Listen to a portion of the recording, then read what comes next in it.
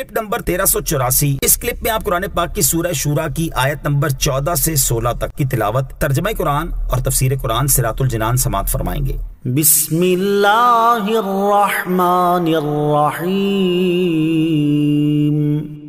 ترجمہ، اللہ کے نام سے شروع جو نہایت مہربان رحمت والا ہے۔ وما تفرقوا الا من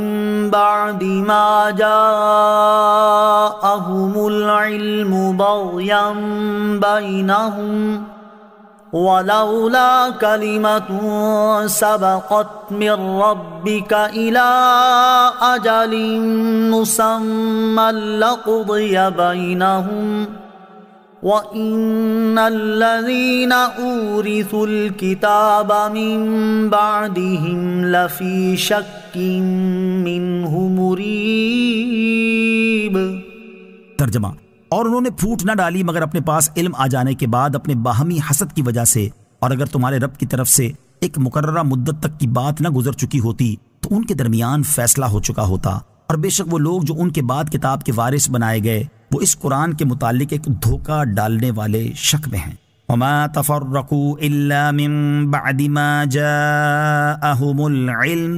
اور انہوں نے اپنے پاس علم آ جانے کے بعد ہی پھوٹ ڈالی۔ اس آیت میں اہل کتاب کا حال بیان کیا جا رہا ہے کہ انہوں نے اپنے انبیاء کرام علیہ الصلوۃ والسلام کے بعد جو دین میں اختلاف ڈالا کہ کسی نے توحید اختیار کی اور کوئی کافر ہو گیا، وہ اس سے پہلے جان چکے تھے کہ اس طرح اختلاف کرنا اور فرقہ فرقہ ہو جانا گمراہی ہے، لیکن اس کے باوجود انہوں نے آپس کے حسد کی وجہ سے ریاست و ناحق کی حکومت کے شوق اور نفسانی حمیت کے ابھارنے پر یہ سب کچھ کیا۔ ارے حبیب صلی اللہ تعالی علیہ وآلہ وسلم وہ اپنے اس عمل کی وجہ سے عذاب کے مستحق ہو چکے تھے، لیکن اگر تمہارے رب عز و جل کی طرف سے قیامت کے دن تک ان سے عذاب مؤخر فرمانے کی بات نہ گزر چکی ہوتی تو ان کافروں پر دنیا میں عذاب نازل فرما کر ان کے اور ایمان والوں کے درمیان کب کا فیصلہ ہو چکا ہوتا۔ اس آیت کا ایک معنی یہ بھی بیان کیا گیا ہے کہ اہل کتاب کو جب سید المرسلین صلی اللہ تعالی علیہ وسلم کی بعثت کی خبر ملی تو اس وقت انہوں نے آپ علیہ الصلوۃ والسلام سے حسد کی وجہ سے آپس میں پھوٹ ڈالی۔ لفی شک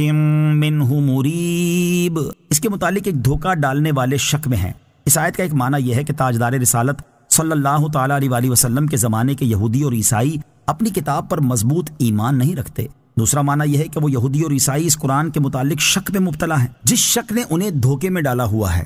فَلِذَلِكَ فَادْعُ وَاسْتَقِمْ كَمَا أُمِرْتَ وَلَا تَتَّبِعْ أَهْوَاءَهُمْ وَقُلْ آمَنْتُ بِمَا أَنزَلَ اللَّهُ مِنْ كِتَابٍ وَأُمِرْتُ لِأَعْدِلَ بَيْنَكُمْ اللَّهُ رَبُّنَا وَرَبُّكُمْ لَنَا أَعْمَالُنَا وَلَكُمْ أَعْمَالُكُمْ لَا حُجَّةَ بَيْنَنَا وَبَيْنَكُمْ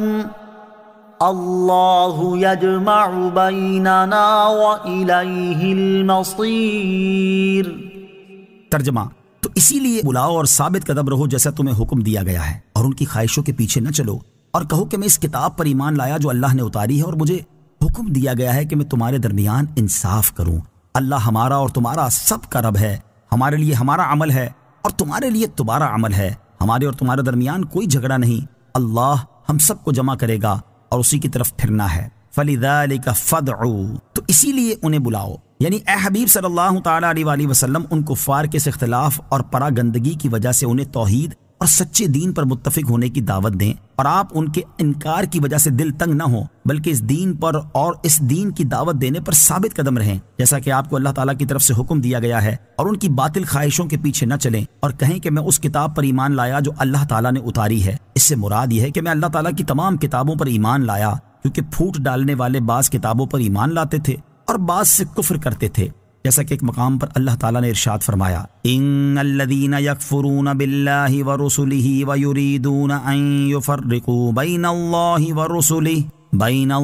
ورسلہ ویقولون نؤمن ببعض ونکفر ببعض ویریدون ان یتخذوا بین ذلک سبیلا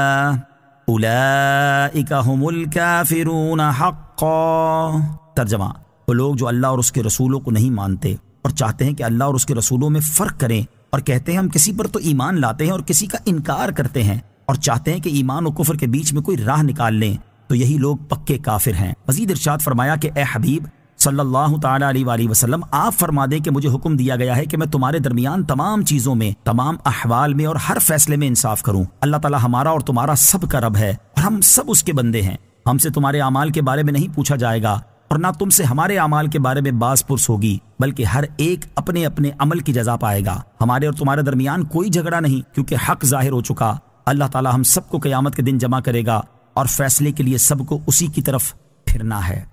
والذین یحاجون فی اللہ من بعد ما استجیب له حجتهم داحضة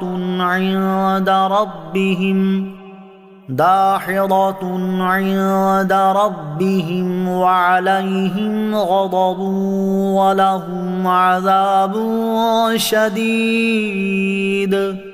ترجمہ، اور وہ لوگ جو اللہ کے دین کے بارے میں جھگڑتے ہیں اور اس کے بعد کہ اس دین کو قبول کیا جا چکا ہے، ان جھگڑنے والوں کی دلیل ان کے رب کے نزدیک بے بنیاد ہے اور ان پر غضب ہے اور ان کے لیے سخت عذاب ہے۔ والذین یحاجون فی اللہ، اور وہ لوگ جو اللہ کے بارے میں جھگڑتے ہیں، ان جھگڑنے والوں سے مراد یہودی ہیں۔ وہ چاہتے تھے کہ مسلمانوں کو پھر کفر کی طرف لوٹا دیں، اس لیے وہ مسلمانوں سے جھگڑا کرتے تھے اور ان سے کہتے تھے کہ ہمارا دین پرانا، ہماری کتاب پرانی اور ہمارے نبی پہلے آئے، اس لیے ہم تم سے بہتر ہیں۔ اللہ تعالیٰ نے ان کے بارے میں ارشاد فرمایا کہ ان جھگڑنے والوں کی اپنے دین کے حق ہونے پر ہر دلیل ان کے رب عز و جل کے نزدیک بے بنیاد ہے اور ان پر ان کے کفر کی وجہ سے اللہ تعالیٰ کا غضب ہے اور ان کے لیے آخرت میں ایسا سخت عذاب ہے جس کی حقیقت